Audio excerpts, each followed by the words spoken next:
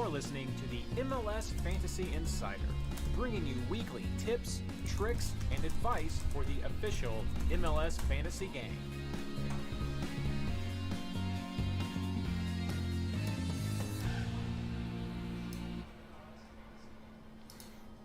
All right, hello everybody. How are you doing? Wow, this camera is huge. So we're streaming live right now. Just checking how's the audio. Hey, Ron, what's going on? I gotta turn on. Put this on pause. There we go. Not pause. Mute. All right. Can you guys tell me how the audio is doing? Different setup, different camera. Still, intro is quite quiet. Mic and audio fine. Good. Well, as long as the mic and audio are fine, then I'm not super worried about the intro just yet. And it's super shaky. So sorry. I'll try to keep my my hand off the table. Still a little bit different setup, as you guys can see. The old MLS Fantasy Boss studio changed a little bit. Still a work in progress. The subterranean MLS Fantasy Boss studio now, I might add, had a 2-level downgrade. Downgrade? Just 2 levels down from where we used to be in the old studio. And apparently, you may notice some flickering in the background. That would be the green screen filter, the chroma key normally up there. Underground now, but yeah, the chroma key filter. When I do green screen stuff, that is not happening during podcasting. That's a little wonky, right? I mean, I could give it a shot if you guys want me to pause and throw up a green screen, but it would get a little bit weird in shortly. So what's happening tonight is Ashley is sick. Blayne has just had a new baby, and so he's doing a little bit busy. I keep looking over at the new placement of where my chat is, but maybe I can get that loaded up over here real quick. But yeah, so I'm alone right now because Ashley is sick and Blayne is working with the kiddos. He will be joining us a little bit later. Also, I think that Christian is going to join in a few minutes. I just sent out sort of a late minute ad, MLS Underground greater than MLS After Dark. Hey, we could go with that. I don't know if we need add MLS a podcast rebrand at this time, but for sure we can do stuff. We can do all kinds of fun stuff. Let's see here. That is not where I want that to be. So I'm doing some vamping. This is just shameless vamping right now as I'm sort of killing some time for Christian to join. And then Blayne's going to get a text message as we get a little bit closer to the show. Let's see here. I should be able to... Can I not see that? Well, it's someplace. It is someplace. Just click on that. And that's what's going to have to happen as you get shrunk. Shrunk. Hey, I mean, we can go with it that way. All right, I've got chat in a little bit better place where I can not have to look over as much when I turn around. Oh, that's even better. Shrinking it up for the win. That was fantastic. Absolutely fantastic. Okay. The only Cincinnati soccer product in the basement. Hey, well, I'm very happy that we're not in the basement of the league this year, so I'll take it. I'll take it anytime. All right. Well, I've got the rundown right here. So that's enough of the shameless plugs. Christian will be with us shortly to do some general talk. Might do some makeup with him as needed. Blayne will join us for the pick section, and I will at least put the mute on my phone so that you guys don't have to hear all of that crazy. I'll try to edit it out in the background some, but some people may hear it. Okay. I think that's as good as we're going to get it, so enough vamping, as I was saying. We will... It's still basement adjacent. Well, I mean, it's okay. It's okay. All right. Let's get this started with the... That goes there. Christian's almost here, so I'll do the intro, and then he'll join. And we'll see if this works with the camera. We'll find out. The Zoom, this is what's weird tonight, so... Hope you guys like the intro. Let me know. Hello and welcome to the MLS Fantasy Insider, our preview of round 15 of the 2022 MLS Fantasy season. This episode is brought to you by iFantasy, available in 2023 for all of those who want to play fantasy different. Sorry. I mean, brought to you by the amazing Patreon supporters of the MLS Fantasy Insider. And without you guys, we would not be still doing this. It's absolutely amazing having you with us and continuing to support our project. I'm your host, Reid Connolly from MLSFantasyBoss.com, and tonight I'm joined by nobody. It's just me. For now, at least. Flying solo right now. A lot of stuff going on in the MLS Fantasy Insider host world, as you may be able to tell from the background. For those of you who are watching live, if you're listening to us, head over to the YouTube real quick if you want to check out the background. The MLS Fantasy Boss Studio has moved underground, subterranean studio now is where we're broadcasting from. And it's still in a little bit of construction, and as you may be able to tell from some of the video noise, just things going on. It's still a little bit of a work in progress to get everything up and running, but the sound is going, this headphone, the microphones, it's all the same. So I'm going to work on getting the bugs and the polish put back on and worked out for this process, but we are going tonight for the episode. A little bit later, hopefully not much later, I will be joined by Christian Ward, who's been on several times. Ashley is out sick, and Blayne just had a baby, for those who don't know, and so he is a little bit busy as well. So they will not be with us right now, but Christian is going to try to join in for at least some of the early talk and player talk. Blayne is going to be joining us a little bit later to help with player picks, if he can. And that's what's going on. So it's just me for right now, but there should be a couple more familiar faces and voices later for those of you who are listening. So let's just start. Those of you who are with us in chat right now during this broadcast, tell me, how did you do with your scores for round 14? I'll put that out here real quick. Of course, as usual, as we're waiting for everyone to respond in chat, if you would be so kind to share this link on Twitter, share it on whatever social media platform that you're using right now for the live part is absolutely fantastic. But even later on, just to let people know about our project, about our community, that would be so amazing, and I would appreciate it so much for everyone who could do that. Seeing the score spin right now, 125 for NWB, 130 for Gene, 132. Wow, that's really nice. Patrick, 126. Not good enough, he says. These are some high scores. Even though Ashley could not be here, I was able to look up her score, and she got a big 122. Blayne scored 112. No comments from either of them. And I got 123. So most of us, I'm in that 120-ish range with a lot of you 130s. That's really good. I saw several of those in the head-to-heads this week. I really mixed bag. I think if you scored in the 120s, here we go, Christian. Christian is coming in with us right now. Hey, Christian, what's going on? Hey, how are you doing? Sorry I'm late. No, you're fine. I was just going through the score recaps that everybody had. I said Ashley had a 122, Blayne got a 112, I had a 123. What about yourself? Well, I'm glad you asked. Hang on. What did I have? 130. 130, yeah. So we're spanning the whole range right here from what I'm seeing from chat. We got some people in the teens. You guys are around there with Blayne, 120s. I think if you had a 120-ish round, you did well. You hit some of the big players. You had some flubs somewhere. Maybe you were like me. You missed one of your switcheroos because of the weekend and everything going on.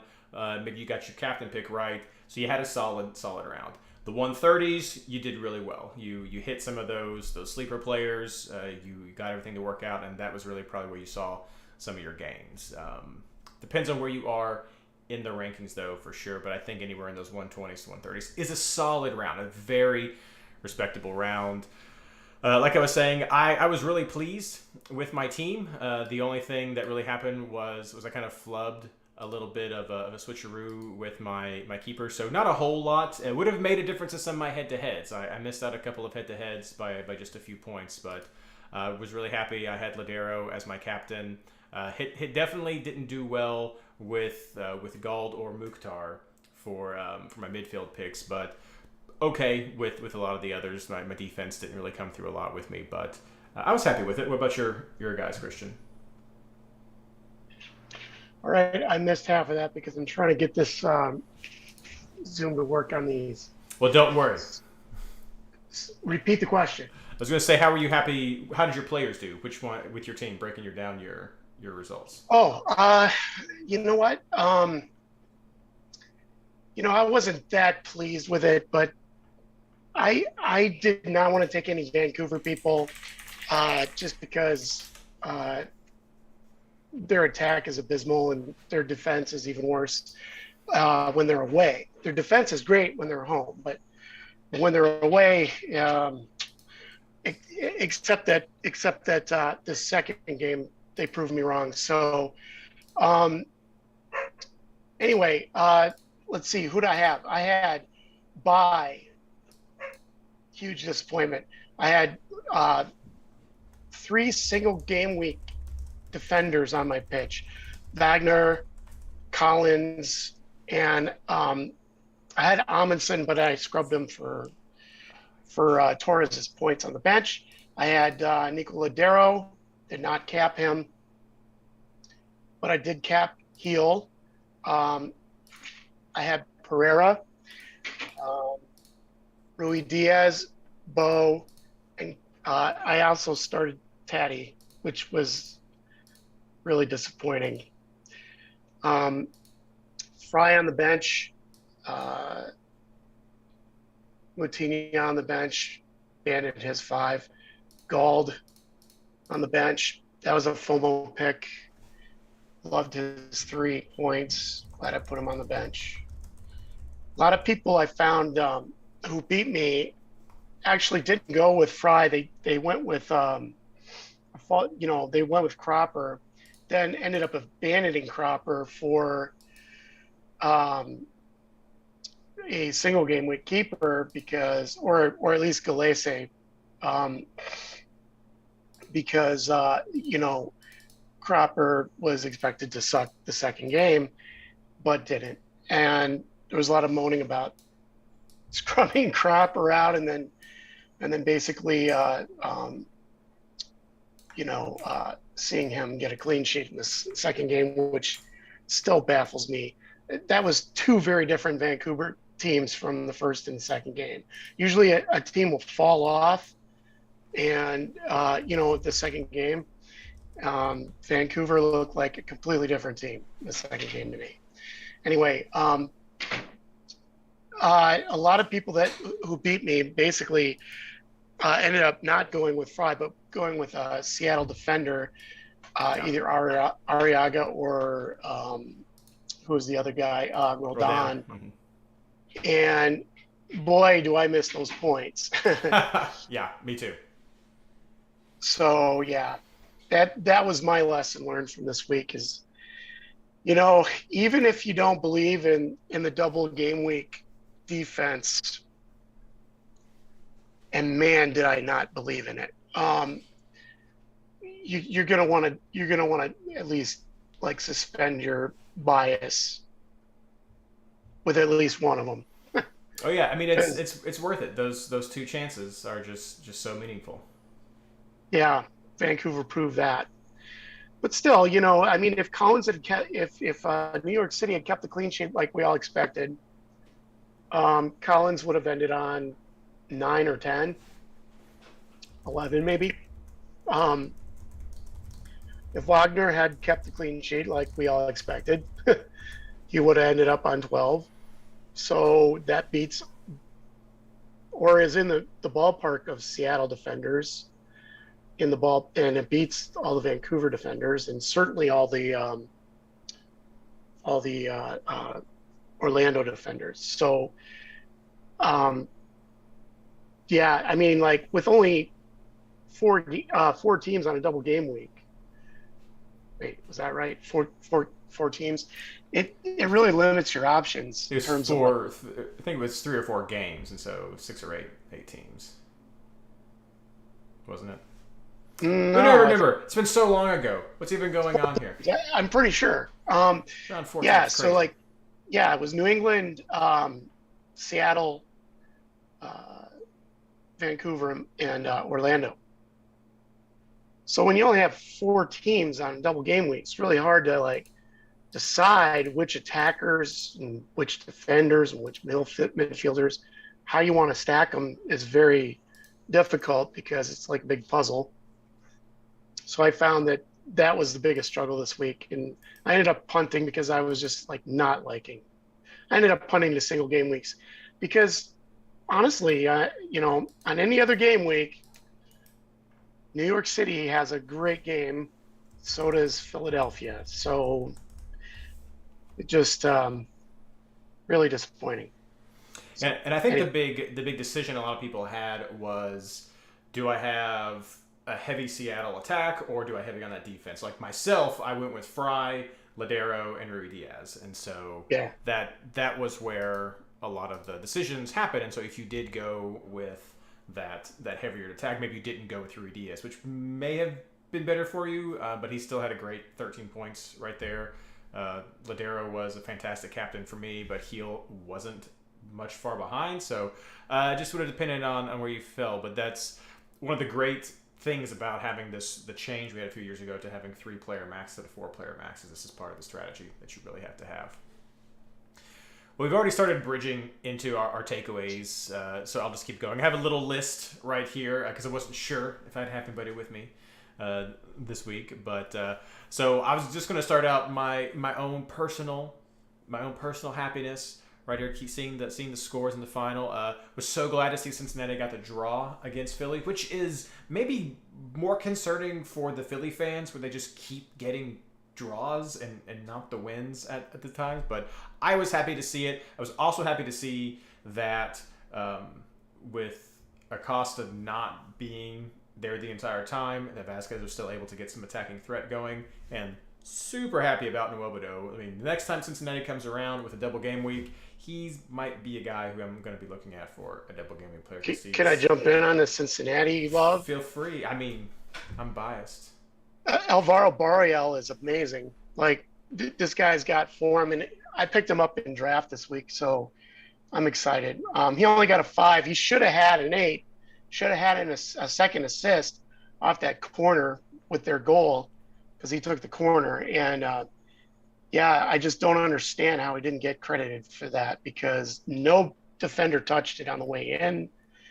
I don't get it. So, but yeah, I'm pretty stoked about Barrero. He's obviously, we learned that when Lucho's out, Barrero is the number 10, and he's capable of earning bonus points. So I'm pretty happy with him.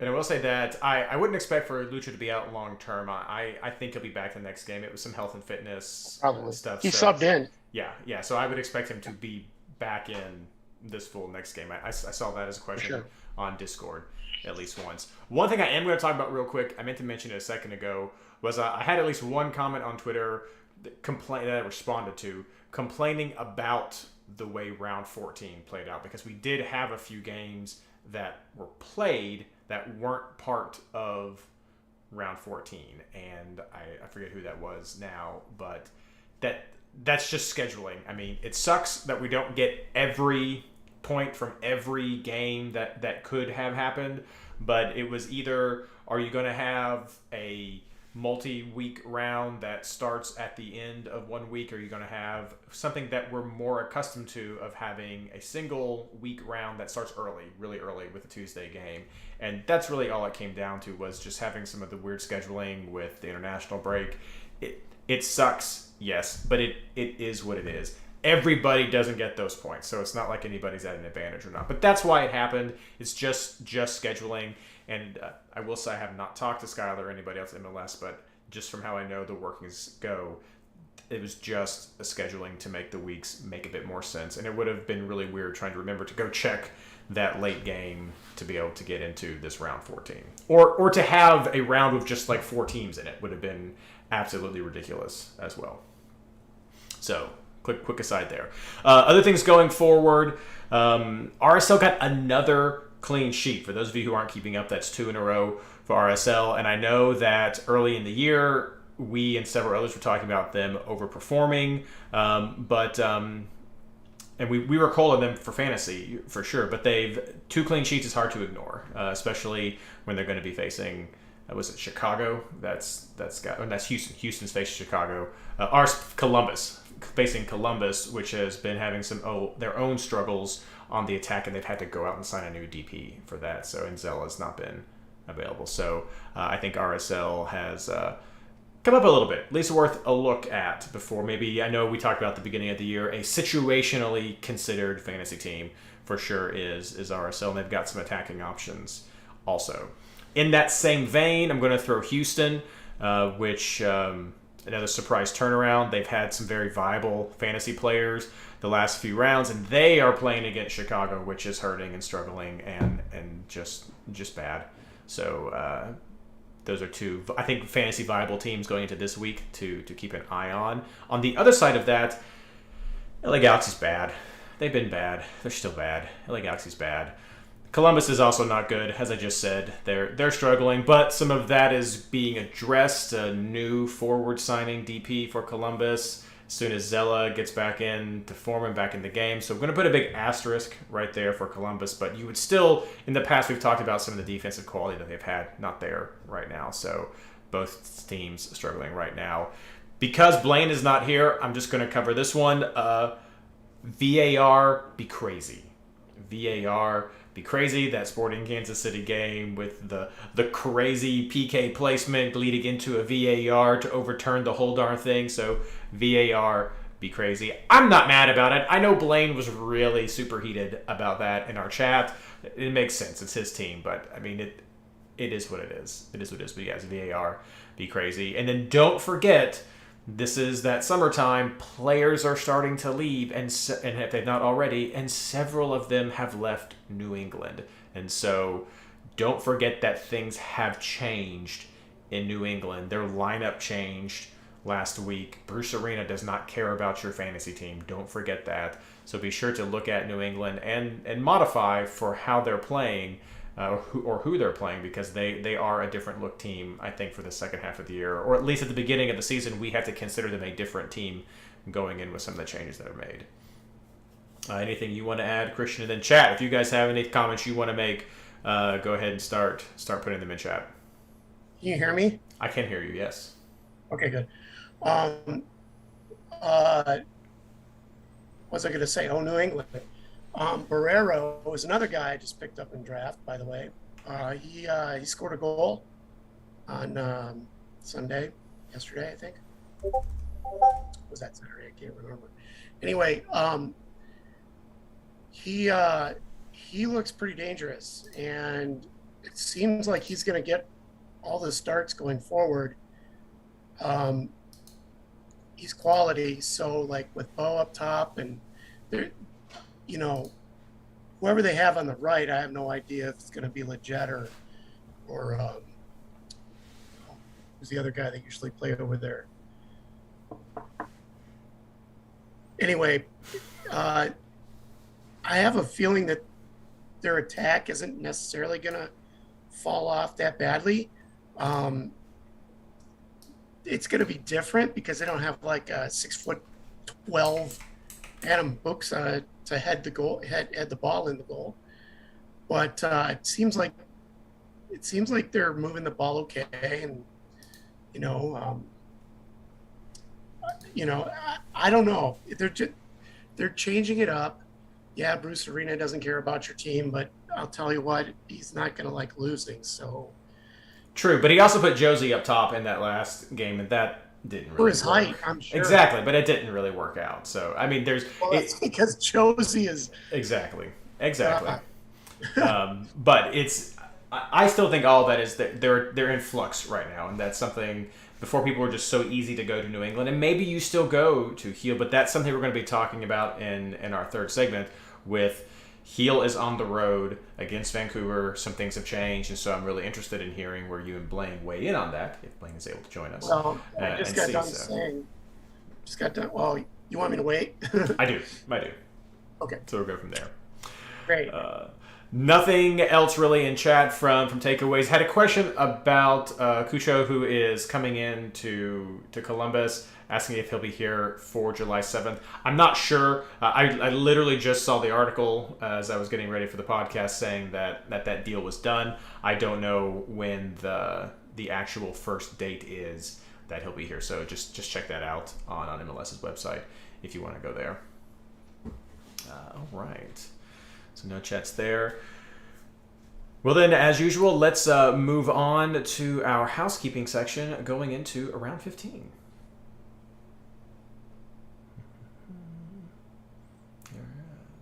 Tyler just sent the injury stuff, so I'll go through that. Unless you want to do it, Christian. I'm sorry? I said Tyler sent the Discord or the injury stuff. I can go through that unless you want to go through it. No, I don't. I'm Okay, I'll go through that. completely out of touch with it right now. Yeah, you're good. In fact, I haven't even created a team yet. That's what I'm doing right now. Oh, hurry.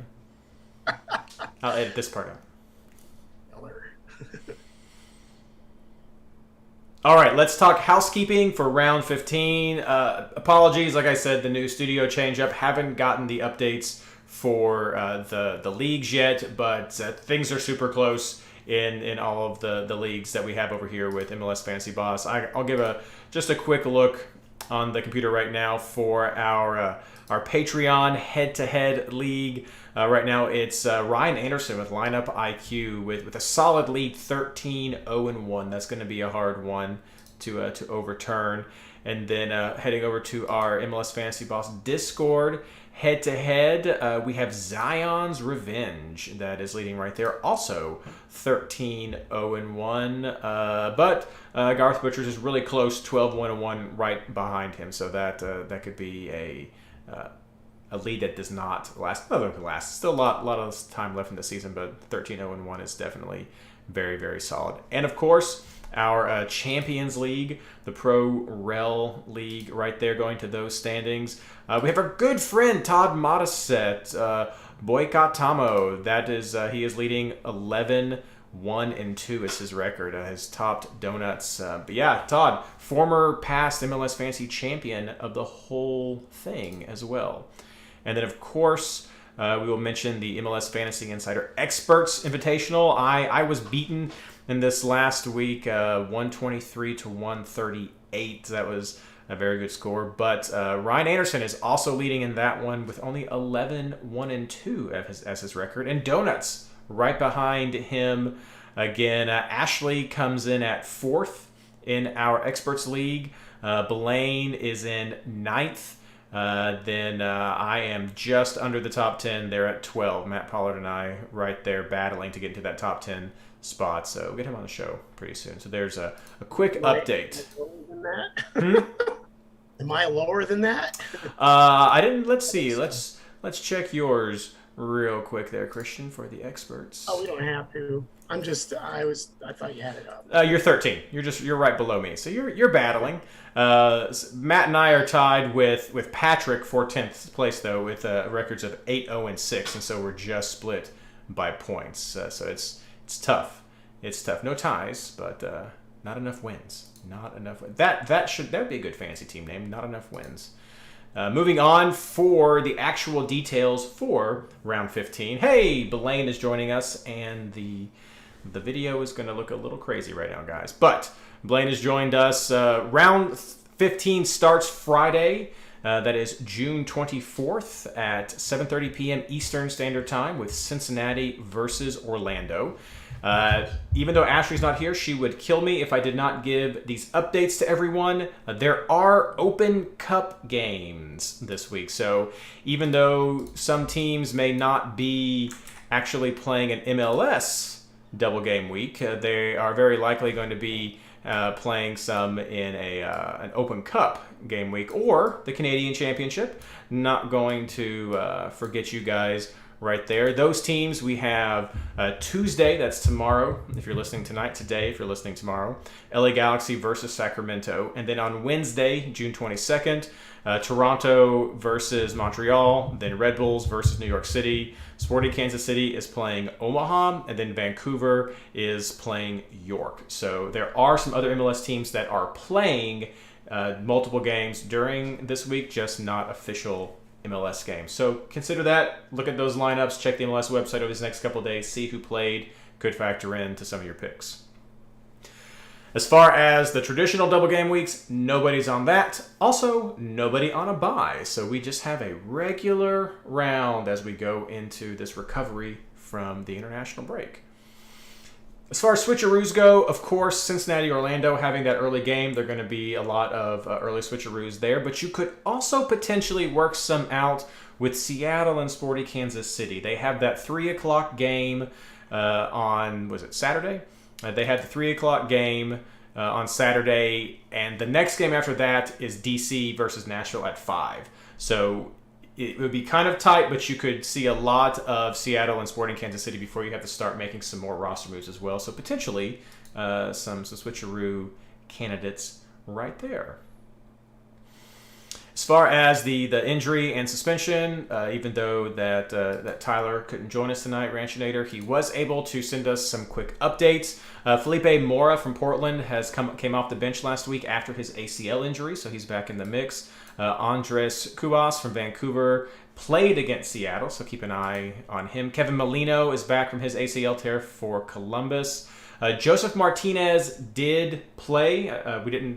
We mentioned, I guess I put some updates last week out about players to watch, but Joseph did play last week. Some people said they saw that he might have been limping some after the game. I don't know. I haven't seen anything substantiated about that, but Joseph was back. You saw it? Yeah. Was it concerning or just usual game soreness? Well, it's kind of concerning because he went up for a wild header. I mean, like he was flying, and he came down on his, on one leg. Yeah.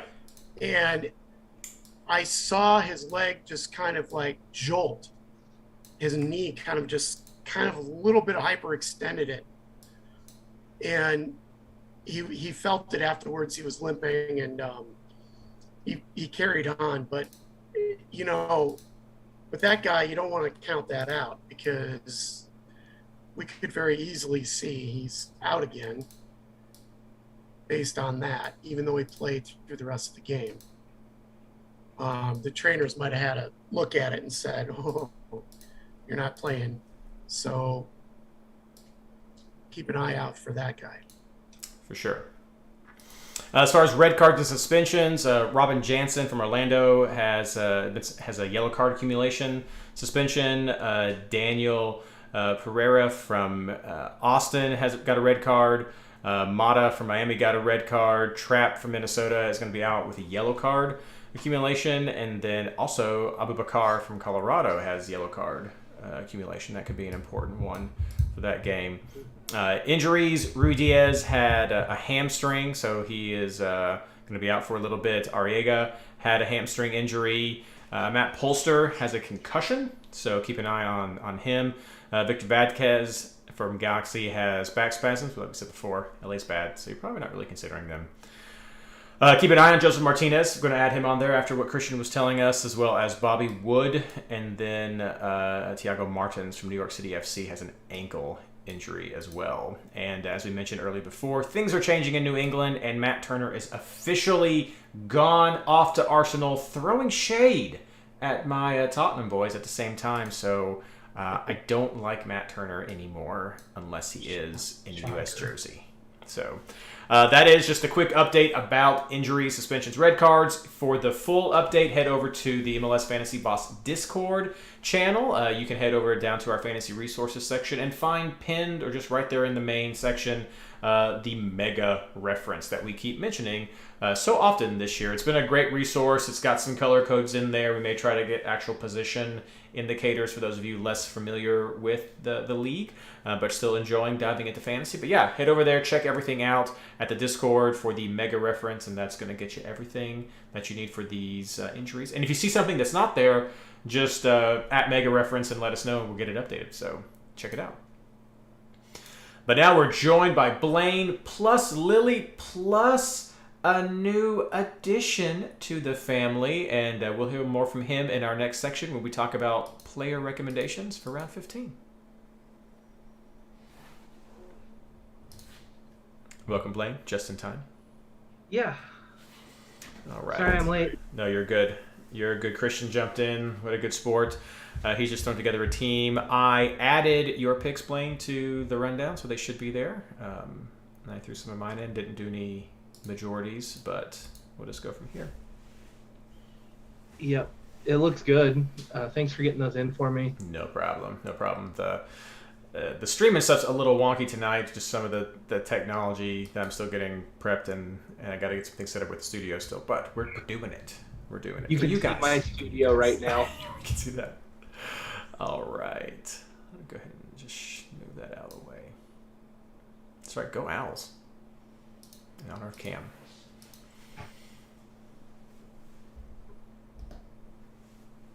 All right. Let's talk player recommendations for round 15. But first, Blayne, you have joined us. A new addition. Would you like to introduce him to the fantasy community?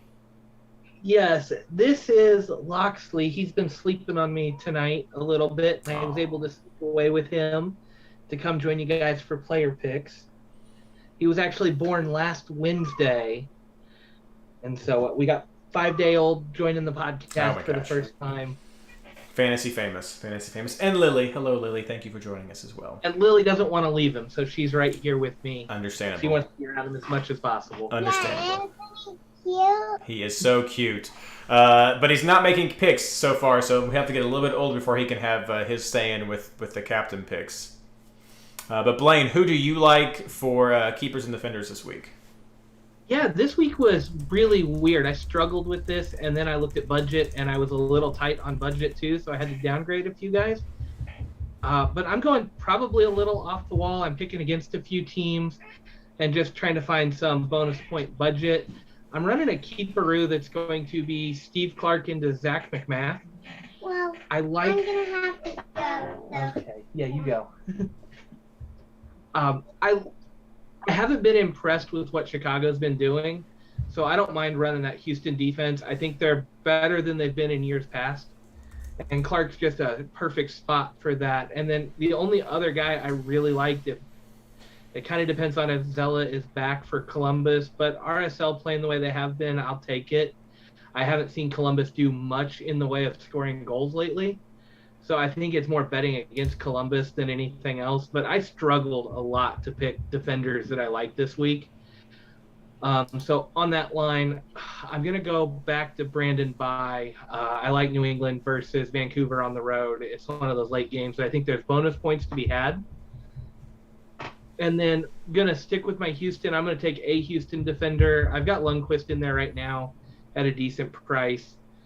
But I'll probably have somebody from there. I'm going to go ahead and double up on this one and just see what happens. And then, as weird as it is, I'm actually leaning towards Hagelin for Cincinnati in that first game.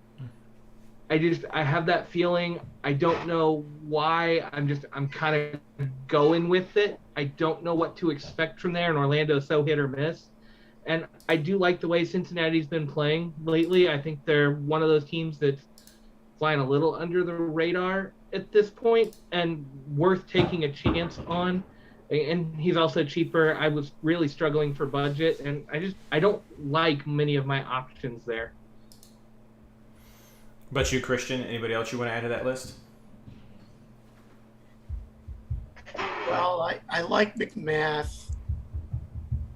I like RSL's defense against Columbus. Columbus has been sort of toothless lately, but you never know. Plus, they're going to be playing.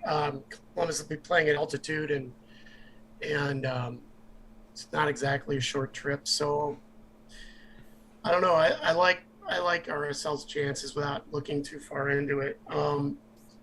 All my picks tonight, by the way, are going to be like complete swags. I haven't looked at any numbers lately, and I do like Steve Clark too. By the way, at home, they seem to be putting up okay numbers, and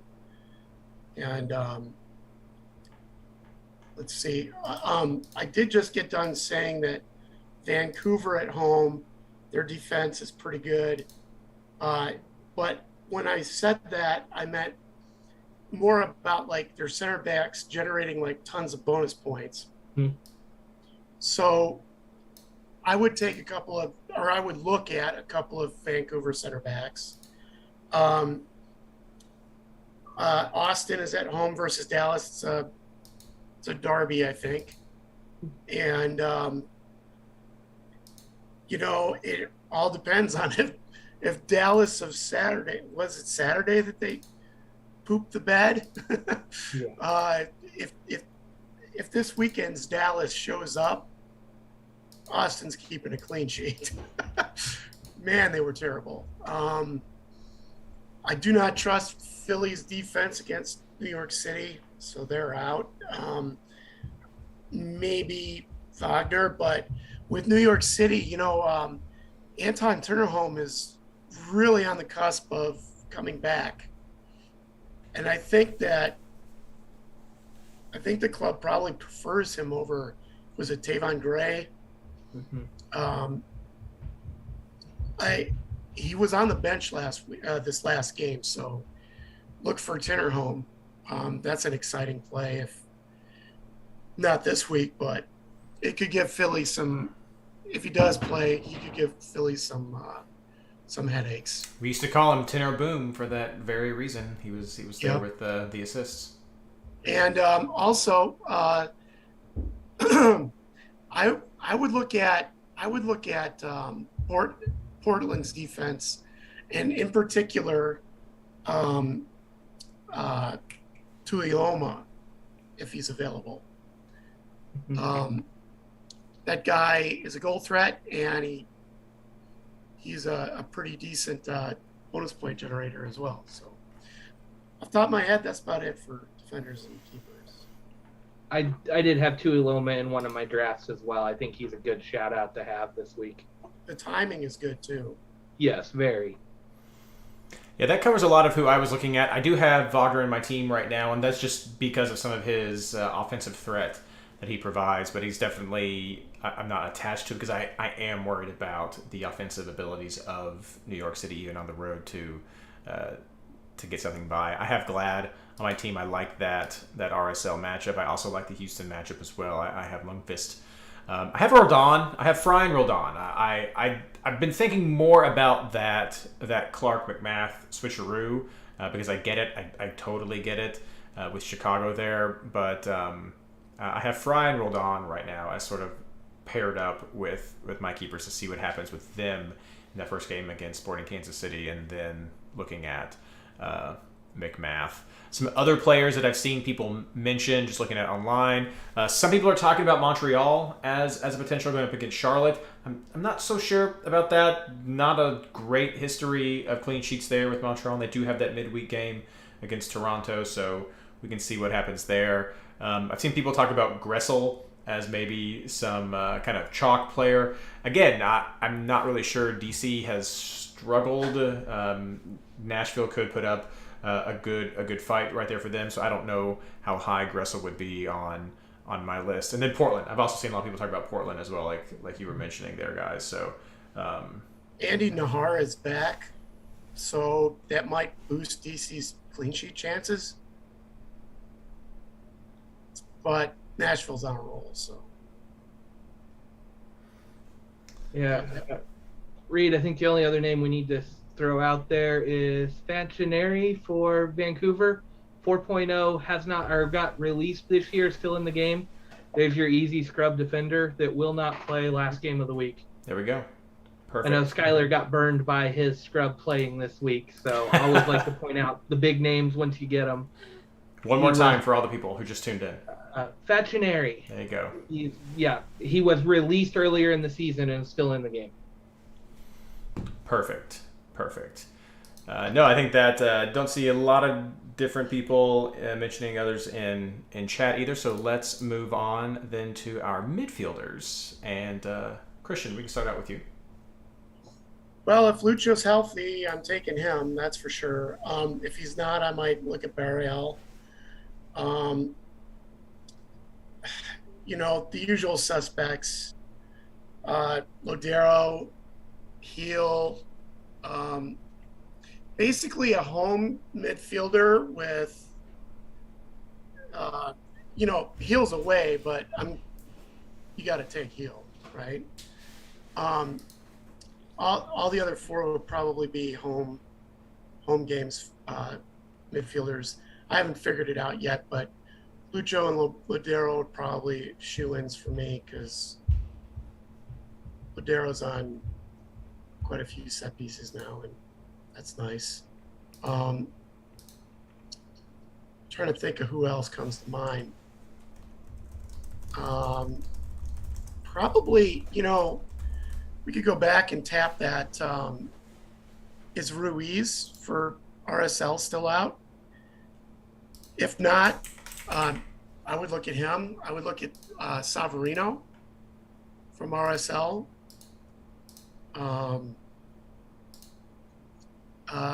Montero from San Jose. LA Galaxy seems to have decided to stop playing defense. So Montero and the usual suspects there for home midfielders. That's about it. See, Sebastian Blanco. Yep. Maybe Yimi Chara. Jimmy. I don't know how to say it. I know how to spell it. Gosh.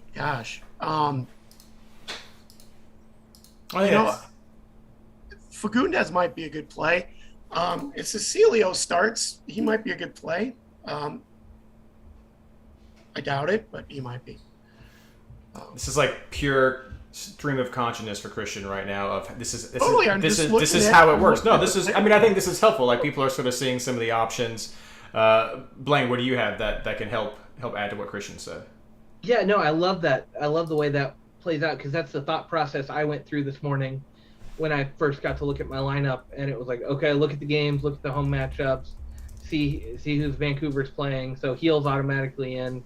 I've been picking on Vancouver for a while. When they play a good offense, you go with it. So Heel's in, and then I was like, okay, I like Lodero against Kansas City. Driussi against Dallas. I haven't been as impressed with Dallas's defense. I think that's a great shout. Fagundes is also good. I can't fault you if you stay away from Driussi. He's got the premium price and has not been putting up as many points. I forgot about him, actually. Yeah. I would have said him. Acosta, if he goes in that first game, is an easy bench play, unless you want to captain him, but I tend to not captain first game unless I'm for sure, and he's coming off of an injury, so who knows what that's going to look like. But easy bench play for me. And then I went with Mihailovic, assuming he's going to be back, and that's early enough in the weekend that I will be able to see the lineup and pivot if he's not healthy. But I want Mihailovic against Charlotte at home, if at all possible. But as I said, you can pivot. I love the Ruiz shout for Salt Lake if he's healthy and ready to go. Again, not sure.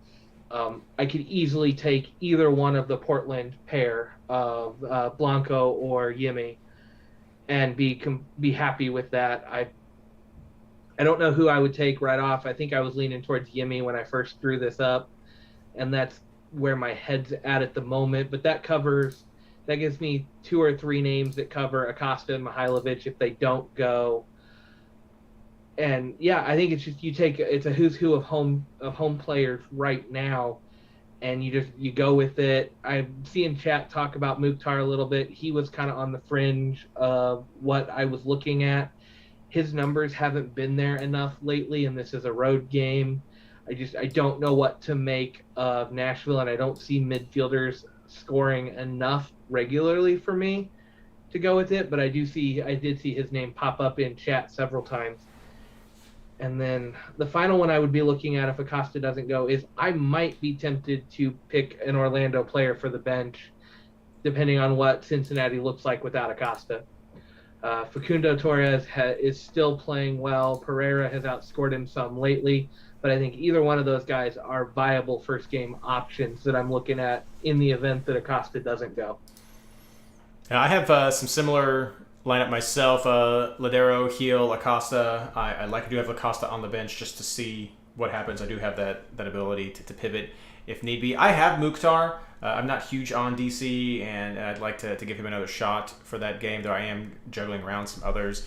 I have Luquinas from Red Bulls as well, and I really liked what I saw from him last week, and I'm not huge on LAFC's defense. I don't think many of us are, especially with some of the flubs they're making at the goalkeeper position, so I think there are some good opportunities right there. A lot of the other players that you mentioned, I also threw around. Jerussi was one. Mihailovic, I have that big star by, since he didn't play with this Canadian Championship game coming up on Wednesday. That's a good opportunity to see maybe if he's in that game, if he's coming in. But that team definitely struggles without him, so he's a key part there. Espinoza is a name I've seen thrown around that I thought about for a little bit, especially with the struggles that LA Galaxy have. As far as Chara, the thing that gets me with Yimi is like his scores haven't been that consistent. If you start looking back through what we're talking about, he's had a couple of big ones early on. He's got a bunch of single digits right now. He's got this one goal. So he got a 4 the last time they played against Colorado. So I'm not sure. They are coming to Portland. That is different atmosphere, not just the players, but literally with the elevation.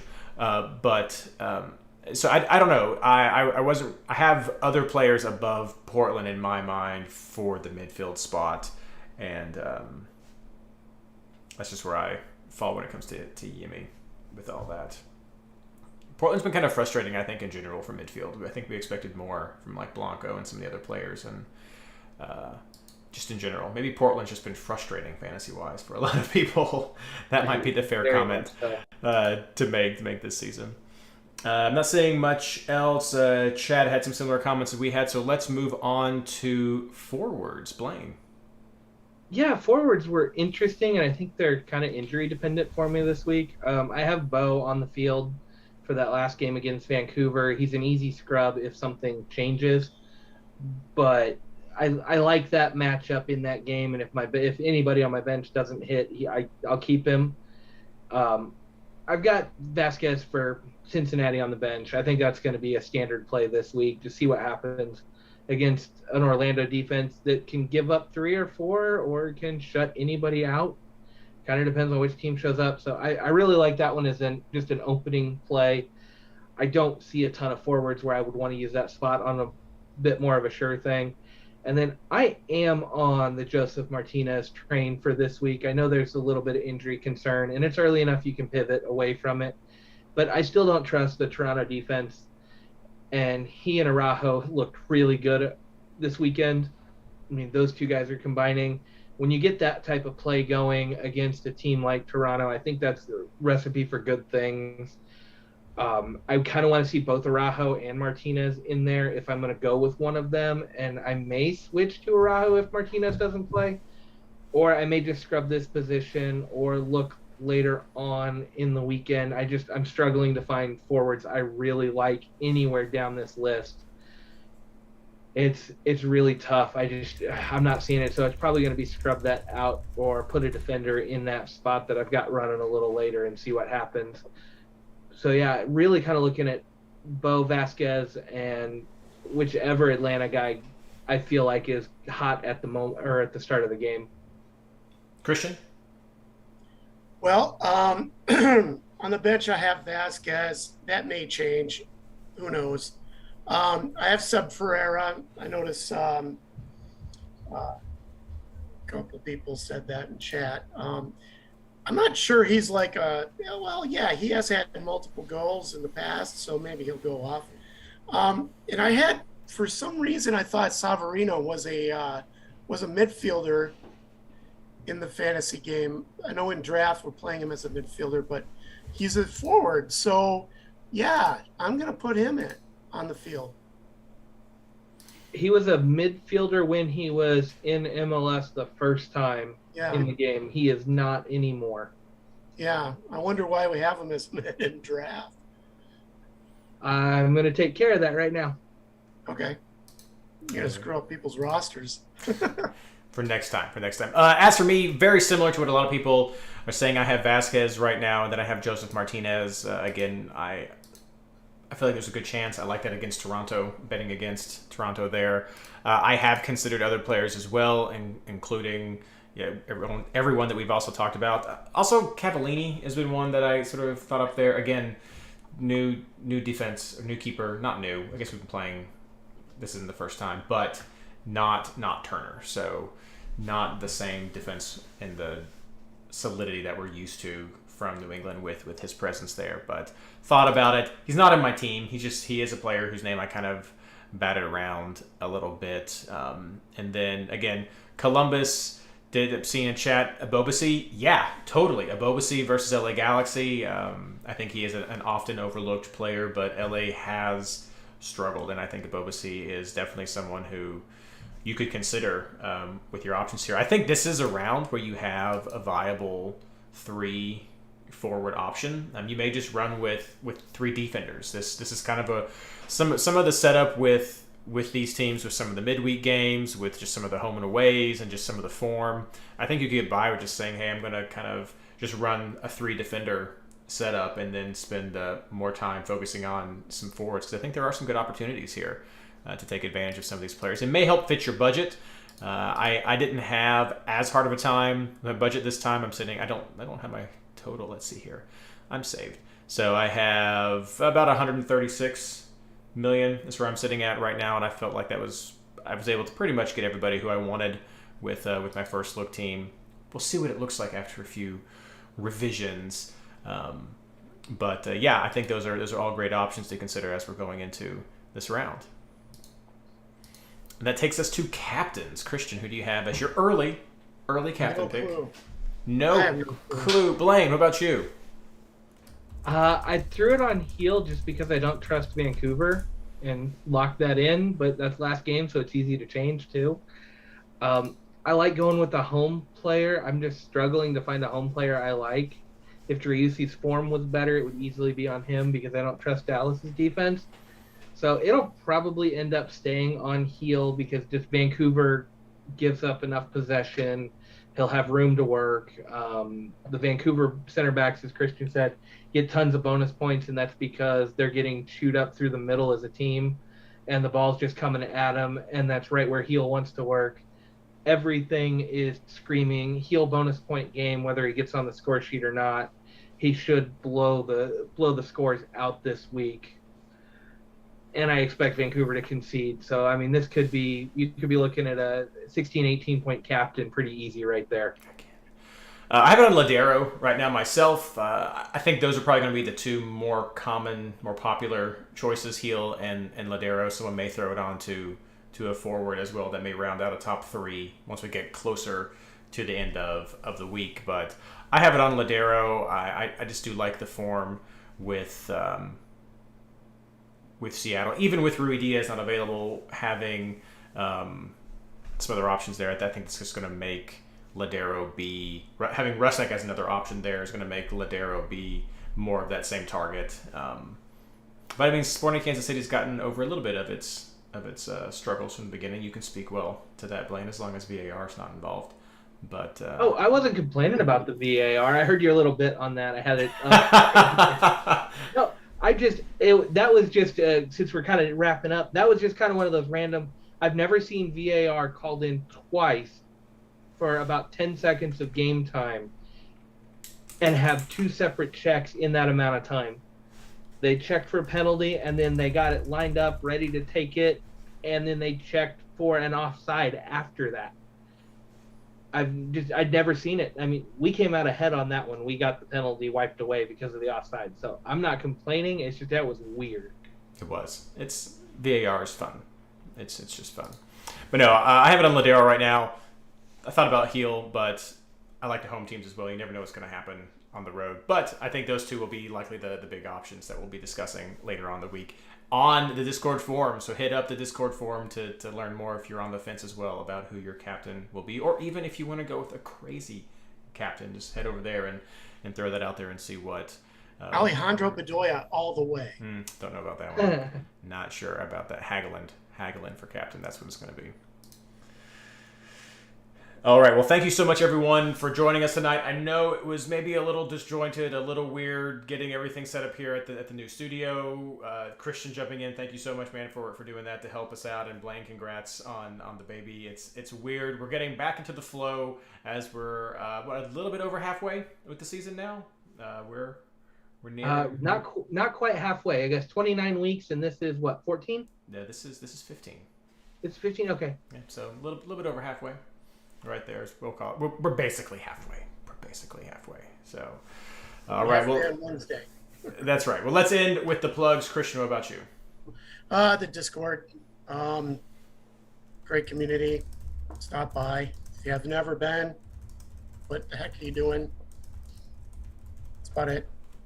Blayne. Yeah, I was going to say the Discord, if you've never been, show up on Wednesday night. What is it going to be? 8:30 Eastern time, when all the U.S. Open Cup games kick off. Get in there and hoot along with Cam. That's right. I can't hoot, but it was kind of fun to watch the last one. Everybody was getting in on the Omaha thing. I don't think anybody at this point is going to be upset if Omaha wins, including if they beat your own team. So that would be a great night just to show up for the first time or come hang out. The chat's always fun for that one. And I know we're going to have a good Omaha contingent in there, just supporting the upsets and having fun with it, because it was a blast. The last game was so much fun just to sit there and watch everybody go, and then seeing highlights because Cam was at the stadium. And I've heard rumor that Cam may be trying to go to this one too, although I don't know if he can swing that one. We talked about trying to meet up, but in my current situation, I don't know that I'll be able to make it. So I wish I could, but yeah, show up for that one. That's going to be a blast on Wednesday night. And I'll be there, but I don't give a hoot. Oh, snap.